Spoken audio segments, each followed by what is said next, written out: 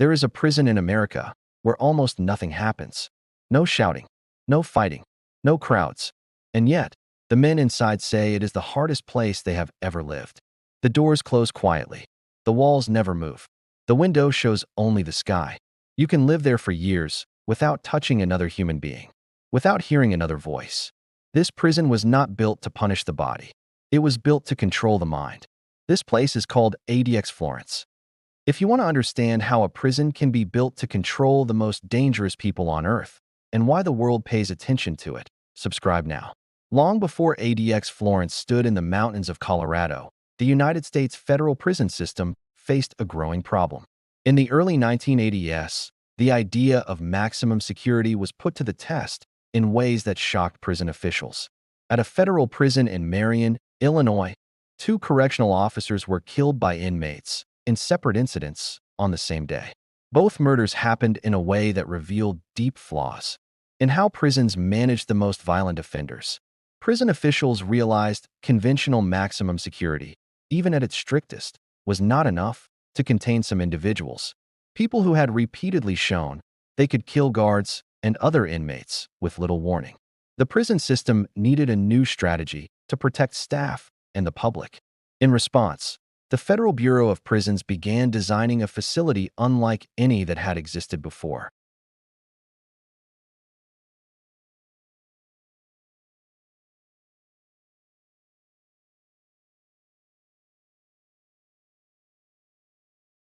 The site chosen for this bold experiment was Fremont County in south-central Colorado. The area was remote, surrounded by wide plains and rugged terrain, far from the large population centers of the United States. This isolation was intentional. Officials believed that distance from cities and communities would add another layer of security and make escape attempts almost impossible. Construction began in the early 1990s with a focus not on comfort or rehabilitation, but on containment and control. On January 10, 1995, ADX Florence officially opened its doors to the first group of inmates. From the outside, ADX Florence looks like a complex of standard prison buildings, enclosed within high fences topped with razor wire. But the physical impression hides the real design philosophy behind the facility. This was not a campus of cells and yards. It was a carefully engineered space, built to reduce risk at every turn. It was built not just to keep prisoners inside, but to limit what they could do while inside. Most inmates entered ADX Florence, not because of the crime they initially committed, but because of what they had done after entering the prison system. These were people who had proven they were too dangerous, too unpredictable, or too likely to orchestrate violence from within the walls of other prisons. One of the key ideas behind ADX Florence was that contact between inmates created risk. Communication could lead to coordination. Coordination could lead to violence. To address this, the designers created a facility where prisoners would have minimal contact with each other. Most spend approximately 23 hours a day alone in a cell. Human contact is limited to brief interactions with staff through a slot in the door or highly controlled, supervised encounters. This extreme level of isolation was not accidental. It was built into every inch of the facility's design. The cells at ADX Florence reflect this philosophy in stark terms. Each cell measures roughly 7 by 12 feet. The walls, ceiling, and floor are made of poured, reinforced concrete. The bed, desk, and stool are also made of concrete and fixed in place so they cannot be moved or used as weapons. A shower and a stainless steel sink and toilet combination are built into the cell as well, giving inmates the ability to meet their basic needs without leaving the space. Through the solid steel door, there is only one small opening, a slot for meals and communication. The design intentionally limits every opportunity for physical contact. Natural light enters each cell through a narrow slit window. The window is only a few inches wide and angled in such a way that an inmate cannot see much beyond the sky or nearby roofs. The goal was not just to let light in, but to prevent prisoners from understanding their orientation or seeing the world outside. This limited visibility helps minimize sensory input and maintain isolation. Soundproofing measures in many units mean that even voices or noises from other cells are muted or blocked entirely. Movement within the prison is tightly controlled. Inmates are escorted individually by staff if they need to leave their cells for any reason. Hands and feet may be restrained during these movements to prevent any chance of struggle or coordination with others. Recreation time, 1 hour a day in an outdoor enclosure, happens alone. These enclosures are small, high-walled structures that do not allow prisoners to see each other or much of the outside world. Even in this so-called recreation time, freedom of movement and sensory experience is limited. Security at ADX Florence extends far beyond isolated cells and restricted movement. The facility is surrounded by layers of razor wire, pressure-sensitive detection systems, and fences more than 12 feet tall. Guard towers stand at intervals, and advanced technology monitors every foot of the perimeter. Inside, an estimated 1,400 remote-controlled steel doors and gates regulate movement. Motion sensors, cameras, and pressure pads track every step. A single panic button can lock down the entire facility in moments if an emergency arises. This combination of physical barriers and technology has resulted in something remarkable. In more than 30 years of operation, ADX Florence has never had a successful escape. Inmates who arrive at ADX Florence often have histories of violence, escape attempts, or behavior that made them too dangerous for other federal prisons.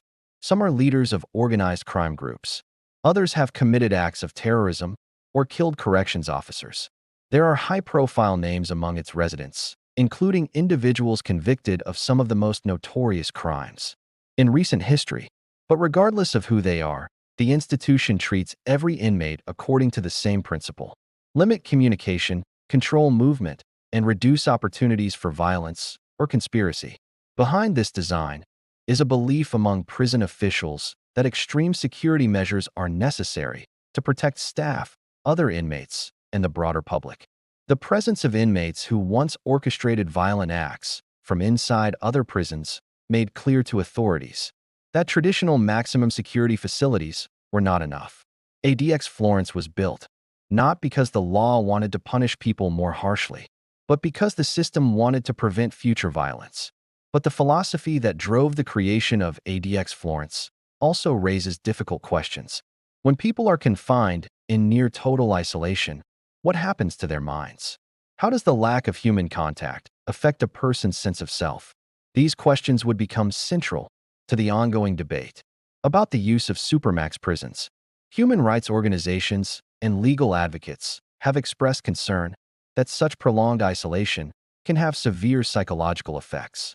Reports by international organizations describe extreme conditions of solitary confinement, where inmates may go days with only a few words spoken to them, and where the lack of regular interaction can lead to anxiety, depression, and other mental health challenges. Those concerns did not go unnoticed.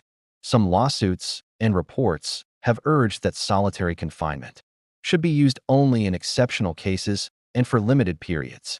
Prison officials have responded by pointing to the violent histories of many of these inmates and the need to protect others. They also note that the facility includes programs designed to help inmates adjust and reduce restrictions over time if they demonstrate sustained compliance. For example, ADX Florence operates a step-down program where inmates can, through consistent behavior, earn the opportunity to transfer to less restrictive housing units within the facility or to other prisons. This system reflects an effort to balance security with long-term management of behavior. The story of ADX Florence is not just a story about walls and technology. It's a story about how a prison system responded to violence and risk. It's about the choices society makes when it asks itself how to contain those who have shown they are capable of extreme harm. And it reflects a belief that in some cases, the safest way to protect others is through control. Inside ADX Florence, life moves at a pace dictated by walls, steel, and rules. The day begins quietly, almost silently. The guards move through the corridors, checking doors, observing cells, making sure every inmate is accounted for. For most, there is no alarm clock, no chatter, no sound of feet on the floor, except their own. Breakfast is delivered Through the slot in the steel door, a simple tray of food. The inmate opens it, eats alone, and waits. There is no conversation. There is no companionship. Even a glance at another human face is rare, fleeting, and often only through reinforced glass or bars. After breakfast, some inmates may remain in their cells, reading, writing, or doing physical exercises designed to keep their bodies active and their minds occupied. Each cell is small, stark, the walls cold, the floor hard. The furniture is fixed, immovable, a constant reminder of containment. There are no personal items beyond a few allowed papers, books, or clothes. Even these are carefully inspected and controlled. Recreation time, when it comes, is 1 hour per day. It happens alone, in a small outdoor enclosure surrounded by high walls. The sky above is visible, but beyond that, the inmate sees nothing else. No other prisoners, no landscape, only concrete and wire. This is meant to give the body exercise, but the mind remains largely isolated. Communication with staff is limited and formal. The guard may speak through the slot, answer questions, deliver instructions. In rare circumstances, an inmate may be escorted out of the cell, but always under supervision, often restrained. Every action is controlled, every movement monitored. Privacy is minimal, freedom is almost non-existent. Meals follow the same strict procedure. Trays slide through the door, silently. The inmate eats alone, under the watchful eyes of the staff, through cameras, through glass. There is no casual conversation, no laughter, no shared moments. Time is measured by the routine, by the sound of footsteps, by the occasional clatter of metal doors. Sleep comes in the same room, the same four walls day after day. There is no sound except the hum of air systems or distant echoes from other parts of the prison. The mind can wander, drift, imagine, but it cannot escape. The cell becomes both sanctuary and cage, a place where the body rests, but the mind is constantly aware of confinement. Mental strain is inevitable. Reports from former inmates and psychologists describe feelings of anxiety, depression, and, in some cases, despair.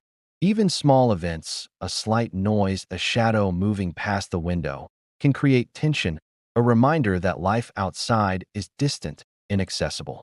Some inmates develop coping strategies, routines of counting, reciting, exercising, any method to anchor themselves to something tangible. Books, letters, and writing are lifelines. Reading becomes a way to travel beyond the cell walls, to think beyond the confinement. Writing allows for expression, sometimes venting, sometimes recording thoughts, a fragile bridge to a world outside. Still, even these are limited. Censors inspect letters. Books must meet strict regulations. Every connection, filtered, controlled, monitored. Medical care and psychological support exist, but they are clinical, distant. The staff provides what is necessary, but not familiar comfort. Mental health professionals may visit, assess, make recommendations. Yet, the underlying isolation remains unchanged, unbroken, constant. Visits from family or lawyers happen, rarely, under strict supervision. They are brief, formal, and never casual. Even a familiar face cannot change the rules of the environment or the sense of isolation.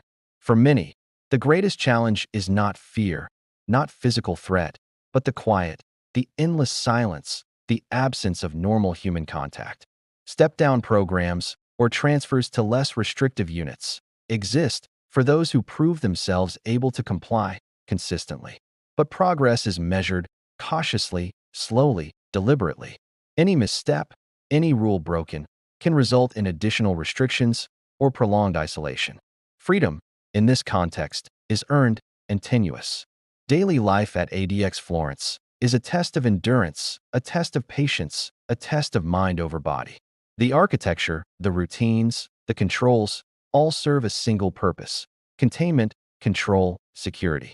But containment comes at a cost. Isolation wears on the mind, on perception, on emotion. Even the strongest individuals report feeling small, powerless, sometimes forgotten, in the endless rhythm of doors, walls, and silence. It is here, in this engineered environment, that the question emerges: can the human mind endure such extreme confinement without breaking? For some, the answer is survival, structured, controlled, enduring. For others, It is a constant struggle, a battle unseen within the silent walls of their cells. ADX Florence is not a prison in the traditional sense. It is a laboratory of control, a crucible of isolation, a place where the most dangerous are kept apart and yet under constant observation. Every detail, from the narrow slit windows to the fixed concrete furniture to the regimented daily schedule, is designed to minimize risk, prevent violence, and maintain order. And yet, the story is not only one of control. It is also a story of human endurance, of adaptation, of the mind reaching beyond the walls, seeking connection, even when none is offered. Each day is measured in small victories, moments of thought, brief glances, the passing of time. Each day is a reminder of the distance between freedom and confinement, between life outside and life inside. ADX Florence stands quiet, imposing, isolated. A place built for control, for security, for containment. A place where walls do not just surround, they shape the lives within them. Every day, every hour, every moment reminds those inside of the distance between freedom and confinement. And yet, for all its design, for all its technology, it is still a human story of endurance, of survival, of minds seeking light in a world designed to limit it. Some leave, changed forever. Some survive and adapt in ways outsiders cannot imagine. And some never truly leave, even if the door opens and the walls no longer hold them. ADX Florence is more than a prison. It is a reflection of fear, of control, of how far a society will go to contain danger and protect itself. It is a place that challenges everything we think about confinement, punishment, and the human mind. And for those of us watching far away, it is a reminder that isolation is more than physical, it is mental, it is emotional, it is enduring. It is a story of walls, and yet also a story of the human spirit.